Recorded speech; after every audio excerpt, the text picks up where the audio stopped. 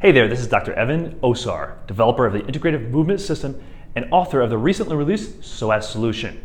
In this video series, we've been discussing core stabilization, and in particular, how does the deep myofascial system, so muscles like the psoas, transversus abdominis, pelvic floor, diaphragm, multifidi, how do they work together with the superficial muscles to create a more optimal core stabilization strategy?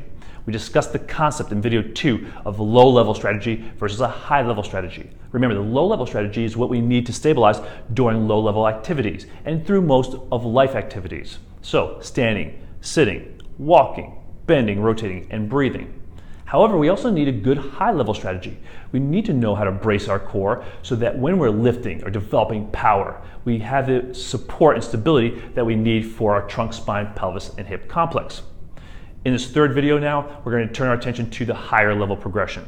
So the goal, remember, of developing the low-level progression or low-level pattern and strategy is to help our clients understand where optimal alignment is, three-dimensional breathing, and control. So how to put those alignment, breathing, and control together without using a lot of excessive bracing or over gripping of their superficial muscles.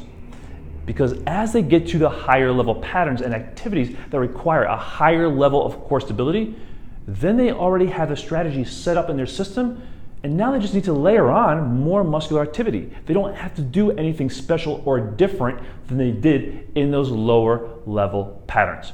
So one of the patterns we love to use is the fallout pattern, because clients of all levels can do it.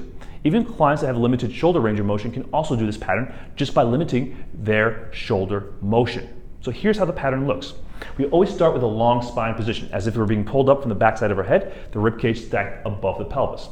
We'll put our hands upon the handles. So that way, I'm already set up in good alignment before I begin. I'll move my feet back.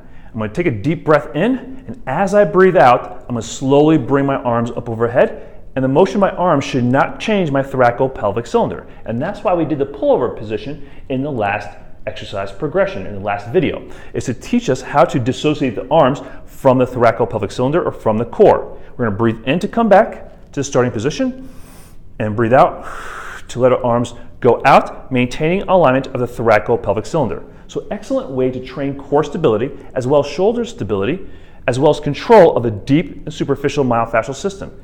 And as long as they're maintaining alignment of their head and neck, as well as thoraco-pelvic cylinder, you don't have to teach them how to brace their core or how to do any excessive type of activity, because you've already set up that patterning in the lower level progressions.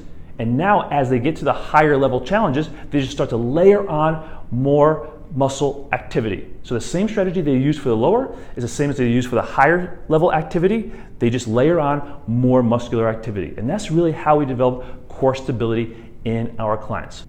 If you're looking for more information on how to balance out the deep and superficial myofascial system, on how the psoas is integrated into the core, on how you use corrective exercise to develop a more optimal core stability strategy, then check out the Psoas solution, available at Amazon.com. So this is Dr. Evan Osar, developer of the Integrative Movement System. Thanks for watching. We'll catch you next time at Integrative Movement Insider. Take care.